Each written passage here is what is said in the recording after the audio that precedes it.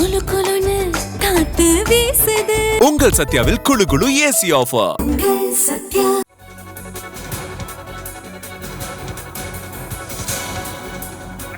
தமிழ்நாடு முதலமைச்சர் விஜய் அவர்களுக்கு தற்பொழுது Z++ பாதுகாப்பானது வழங்கப்பட்டிருப்பது குறிப்பிடத்தக்கது. ஏற்கனவே Y பிரிவு பாதுகாப்பு அவருக்கு வழங்கப்பட்டிருந்த நிலையில் தற்பொழுது அவருக்கு Z+ பாதுகாப்பானது வழங்கப்பட்டிருக்கிறது.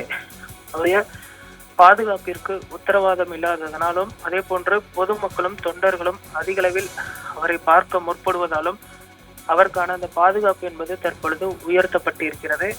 ஏற்கனவே Y பிரிவு பாதுகாப்பில் இருந்த பொழுதே அவர் மீது ஒரு சில பொருட்களை தூக்கி எறிவதும் அவரை பார்ப்பதற்கு தள்ளுமுள்ளும் ஏற்பட்டது குறிப்பிடத்தக்கது. இந்த நிலையில் அவருடைய பாதுகாப்பு என்பது தற்பொழுது உயர்த்தப்பட்டிருக்கிறது. அதே போன்று Z+ பாதுகாப்பில் 55 பிரிவு அதிகாரிகள் அவர் பாதுகாப்பு பணியில் ஈடுபடுவார்கள் என்றும் தற்பொழுது தெரிவிக்கப்பட்டிருப்பதும் குறிப்பிடத்தக்கது.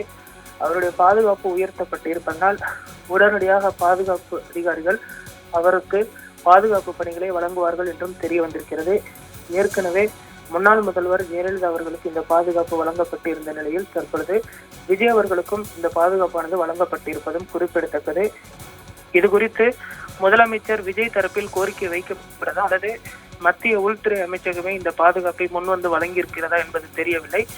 அதே போன்று இன்று முதல்வர் விஜய் அவர்கள் முன்னாள் முதல்வர் மு.க. ஸ்டாலின் மற்றும் வைகோ உள்ளிட்டவர்களை சென்று சந்திக்க இருப்பதும் குறிப்பிடத்தக்கது. அடுத்தடுத்த நாட்களில் தமிழக அரசியலில் பல்வேறு புதிய மாற்றங்களும் வரும் என எதிர்பார்க்கப்படுகிறது.